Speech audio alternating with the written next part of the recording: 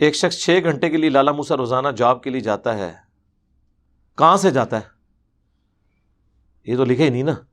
اگر 20 کلومیٹر سے زیادہ دور ہے نا اپنا شہر سے نکل کے تو ٹھیک ہے، وہ نماز قصر ادا کرے گا. ایک بندہ جہلم سے لاہور جاتا ہے، جہلم سے پنڈی جاتا ہے تو، اور وہ ڈرائیور ہے، روزانہ اپنی آئی ایس لے کے جاتا ہے، شام کو واپس آ جاتا ہے، پوری زندگی وہ قصر نماز ہی پڑھے گا. ٹرینوں کے ڈرائیور ہیں، قصر نماز ہی پڑھیں گے کیونکہ وہ غریب الوطنی میں ہے، ایک جگہ ٹک نہیں رہے. اسی طریقے سے جو پائلٹس ہیں جہازوں کے، قصر نماز ہی پڑھیں گے، وہ تو سفر میں ہی رہتے ہیں ہر وقت. تو یہ تو بڑی سہولت ہے، قصر بھی پڑھیں گے اور نماز جمع بھی کریں، ظہر اثر کو جمع کریں، مغرب عشاء کو جمع کریں. کتنی بڑی آسانی ہے. نماز دنیا کا مشکل ترین کام علماء نے بنا دیا ہوا تھا.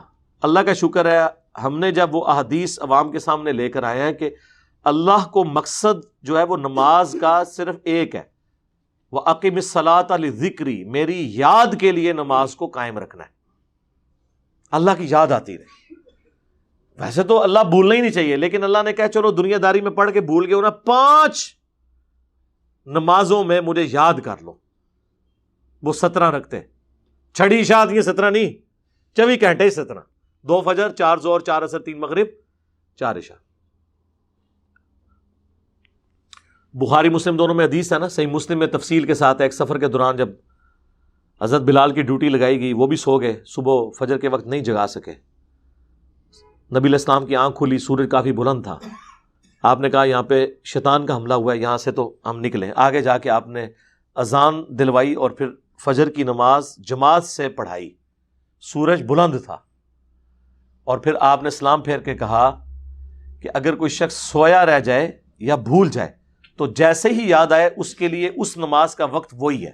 وہ قضا بھی نہیں ہوئی اس کے حق میں، وہ ادا ہی ہے. قضا تو وہ ہوتی ہے جو جان بوجھ کے کی جائے. ایک بندہ سویا رہ گیا ہے، اب جب آنکھ اس کی کھلی ہے نا، چاہے وہ دوپہر کے وقت کھلی ہے، اس کے لیے نماز کا وقت وہی ہے. پھر حضور نے آیت تلاوت کی، اس حدیث میں آتا ہے وَأَقِمِ الصَّلَاةَ لِذِكْرِي. اپنی بات کی دلیل میں نبی علیہ السلام آیت پڑھتے تھے. دیکھو ہمارا پیغمبر وہ ہے جس نے اپنے ماننے والوں کی یہ تربیت کی ہے کہ وہ اپنی بات کرتے ہوئے بھی قرآن کی آیات دلیل میں پیش کرتے تھے. آپ کا کہہ دینا بھی کافی تھا. پھر آپ نے آیت پڑھی وَأَقِمِ الصَّلَاةَ لِذِكْرِي، اور میری یاد کے لیے نماز کو قائم رکھنا. حالانکہ یہ اسپیسیفکلی حضرت موسیٰ علیہ السلام کے لیے آیا تھا. جب حضرت موسیٰ اور اللہ کی ملاقات ہوئی تھی تو اس میں اللہ نے فرمایا تھا. تو نماز اس لیے کہ آپ کا اللہ سے تعلق رہے. وہ 5 اوقات ہیں، اور ان میں بھی اللہ تعالیٰ نے آسانی کر دی کہ 3 اوقات میں بھی وہ 5 نمازیں پڑھی جا سکتی ہیں، لیکن پڑھنی 5 ہیں. فجر کی الگ ہے، ظہر اثر جمع ہو سکتی ہے، مغرب عشاء جمع ہو سکتی ہے. جو ڈاکٹرز ہیں، آپریشنز کرتے ہیں، سرجن ہیں، ان کے لیے ٹائم کو مینیج کرنا مشکل ہے، کیونکہ آپریشن کرتے ہوئے بعض اوقات نہیں اندازہ ہوتا، 4-4 5-5 گھنٹے کا آپریشن ہو جاتا ہے. اب ایک ڈاکٹر کو پتا ہے 12:30 میں نے آپریشن شروع کرنا ہے، ہو سکتا ہے میں 8 بجے رات کو فارغ ہوں، تو میرے بھائی 12:20 پہ سب کانٹیننٹ میں لیٹ سے لیٹ بھی زور کا وقت داخل ہو جاتا ہے. 12:20 پہ زور اور اثر کٹھی پڑھ لیں، تسلی سے آپ رات کے 12 بجے تک بے شک آپ آپریشن کرتے رہیں. فجر کا وقت داخل ہونے سے پہلے آپ کسی بھی وقت مغرب اور عشاء کی نماز جمع کر لیں. اس کی وجہ سے لوگوں نے نمازیں شروع کر دی ہیں، ورنہ نماز تو دنیا کا مشکل ترین کام ہے سب کانٹیننٹ میں پڑھنا. آپ عربیوں کو دیکھیں نا، ان کو نماز کا کوئی وزن ہی نہیں ہوتا، اتنی نارمل وہ نماز پڑھتے ہیں. انہوں نے کبھی نہیں چیک کیا کہ امام کی داڑھی ہے یا نہیں ہے. وہاں پہ داڑھی منڈا بھی آپ دیکھیں، سعودی عرب جہاں سے اسلام نکلا ہے وہاں پہ داڑھی شرطی کو نہیں امامت کی، وہ ہیوی نہیں ہے، یہ لوگوں نے خود بنائی ہوئی ہے. داڑھی سے منڈانے سے بڑا گناہ جو ہے جھوٹ بولنا ہے، وہ تو سارے مولوی بول رہے ہیں، ان کے پیچھے آپ نمازیں پڑھ رہے ہیں. امامت کی شرائط میں تو آتا ہی نہیں ہے. امامت کی شرائط میں تو صحیح مسلم میں آیا ہے قرآن کا علم، اس کے بعد سنت کا علم، اس میں ہجرت میں جو سینئر ہے، اس کے بعد جو عمر میں سینئر ہے. 2 اور شرطیں بھی ہیں فقہ حنفی میں، بہت گندی گندی پیڑیاں ترقیاں. انہوں نے پوچھو، کیونکہ یہ تو بزرگان دین اور بڑے بڑے علماء جن کے آپ نام بڑے احترام سے لیتے تھے، اتنی غلیظ باتیں تو انہی کا ہی حوصلہ ہے نا، میں تو نہیں کر سکتا. ٹھیک ہے، تو وہاں پہ آپ دیکھیں گے عربی کبھی نہیں چیک کرتے، داڑھی ہے، فرقہ کون سا ہے، ہاتھ کدھر باندھا ہوا ہے، نہیں باندھا ہوا، اجمی ہے، عربی ہے، جماعت. وہ ہوٹل پہ رکیں گے، آگے کوئی بھی جماعت ہو رہی ہے شروع کر دیں گے. ایئرپورٹ پہ بھی آپ دیکھیں، یہ آپ عرب ملکوں میں دیکھیں گے یہ چیز، وہاں یہ کوئی کنسیپٹ ہی نہیں ہے، اور نماز ان کے لیے اتنی نارمل ہے کہ وہ فرض پڑھنے ہوتے ہیں، انہیں پتا ہوتا ہے یار یہ نماز اب شروع کیا نا، آپ جب سلام پھیریں گے تو فارغ ہو جائیں گے، لیکن جب ایک انفی گھر سے چلتا ہے اتنا بڑا ٹوکرا لے کے عشاء کی نماز کا 17 رکعتاں، 4 سنت غیر موقدہ، پھر 4 فرض، پھر 2 سنتاں، پھر 2 نفل، پھر 3 وتر، پھر 2 نفل، تو وہ تو سمجھیں کہ کشمیر فتح کرنے ہی جاتا ہے گھر سے روزانہ۔ اور میں نے بتایا کہ الموطا امام مالک کھولیں، حدیث کی پہلی باقاعدہ کتاب ہے، بخاری مسلم سے پہلے لکھی گئی ہے، امام بخاری امام مسلم کے پردادا استاد ہیں۔ سعد ابن ابی وقاص فاتح ایران کے بارے میں امام مالک نے لکھا ہے کہ وہ پوری زندگی عشاء کی 5 رکعتیں پڑھتے تھے، 4 فرض اور 1 وتر، بس۔ وہ وتر بھی صرف اس لیے کہ وہ تھوڑی تاکیدی سنت ہے وہ بھی کوئی ضروری نہیں ہے، فرض ہی ہے، سنتا تو ہے ہی کوئی نہیں،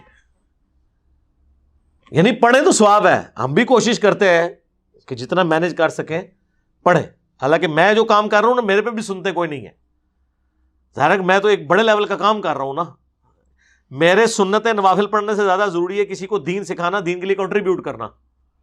ہمارے کہنے سے لوگ تو فرض نماز شروع کر رہے ہیں اور اس کے بعد وہ جو کچھ بھی کر رہے ہیں اس کا ثواب ہمیں مل رہا ہے، یہ نفلی باتیں تو ہمارے لیے چھوٹی رہ جائیں گی نا۔